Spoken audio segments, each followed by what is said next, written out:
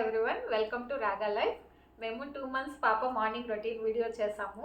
అందులో సాంబ్రాణి వేసేది చూసి చాలామంది అడుగుతున్నారు ఎలా చేయాలి అని. అందుకని ఇప్పుడు ఈ వీడియోలో చూపిస్తున్నాము.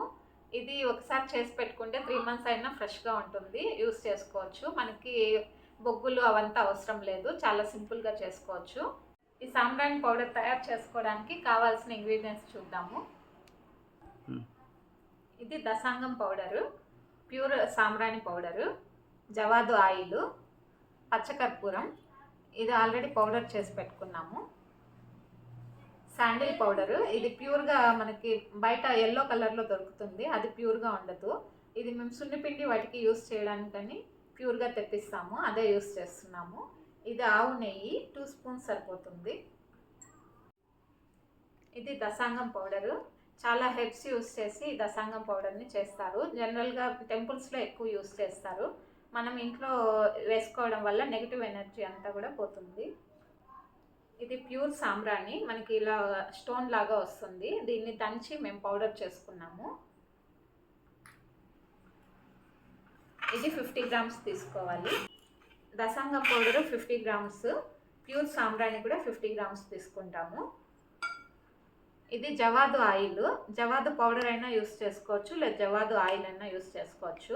మనకు ఆయిల్ వేసుకుంటేనే ఫ్లేవర్ బాగా వస్తుంది. ఇది పచ్చకర్పూరము, మేము ఆల్రెడీ పౌడర్ చేసి పెట్టుకున్నాను. ఇది 1 gram పచ్చక వేస్తున్నాను. ఇది sandal powder, sandal powder 5 grams తీసుకోవాలి. నెయ్యి 2 spoons, ఇది 2 to 3 spoons పడుతుంది. వీటన్నింటినీ బాగా మిక్స్ చేసుకోవాలి. ఇవన్నీ కూడా మనకి దగ్గరలో ఆయుర్వేద షాప్స్లో దొరుకుతాయి, ఆన్లైన్లో కూడా అవైలబిలిటీ ఉంటుంది. మంచి దసాంగం పౌడరు ప్యూర్గా ఉండే సాంబ్రాణి తెచ్చుకుంటే చాలా బాగుంటుంది. కన్సిస్టెన్సీ ఇలా రావాలి, అప్పుడు మనము కోన్ చేసుకున్నప్పుడు కూడా కరెక్ట్గా వస్తుంది. కోన్ ఒకేసారి వేసుకుంటే షేప్ సరిగా రాదు.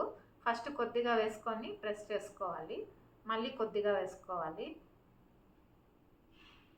ఇలా ప్రెస్ చేసుకుంటూ వస్తే మనకి షేప్ అనేది కరెక్ట్గా వస్తుంది.